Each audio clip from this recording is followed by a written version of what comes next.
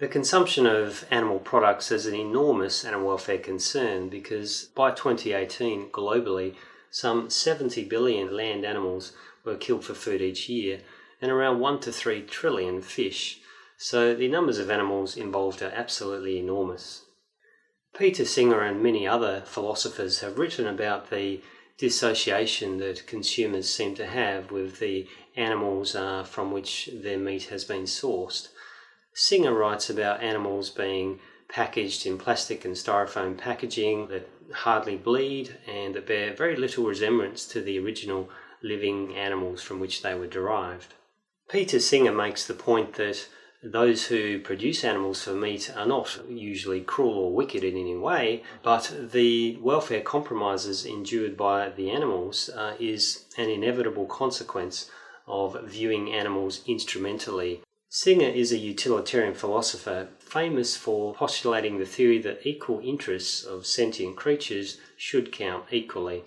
And this is progress on the previous philosophical positions that place the interests of men ahead of women, adults ahead of children, people of certain races ahead of people of other races. So Singer doesn't do that. His theory is non-discriminatory. Tom Regan feels that those beings who are the subject of a life are the ones that should be considered morally. And he asserts that these beings are those who have a memory of the past, anticipation of the future, a set of goals or interests that matter to them, the ability to initiate action to advance their own goals or interests, emotional states, a psychophysical identity over time, and an individual welfare. Regan agrees with Singer that the experiences that animals have are valuable. Both would value positive experiences more highly than negative experiences.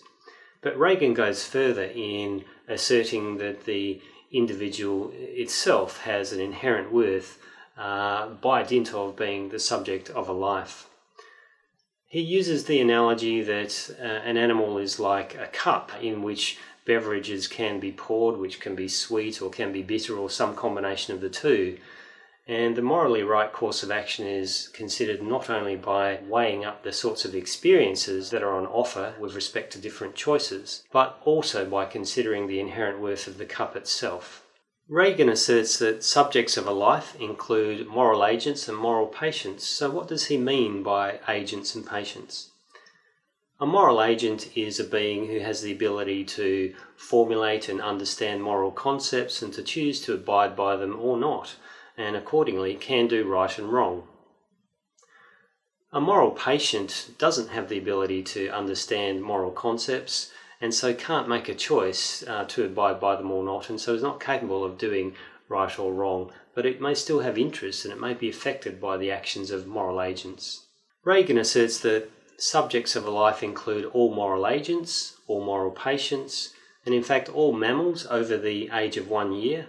But he doesn't stop there. He doesn't rule out the possibility that other beings might also be subjects of a life. Regan asserts that animals who are the subject of a life have inherent moral rights, such as the right not to be harmed or to be killed for food. He does provide a couple of principles in order to help us to deal with dilemmas that may occur. One principle is the minimise overriding harms principle, or the miniride principle. He asserts that when we have a choice between violating the rights of the many and the rights of the few, we should choose to violate the rights of the few.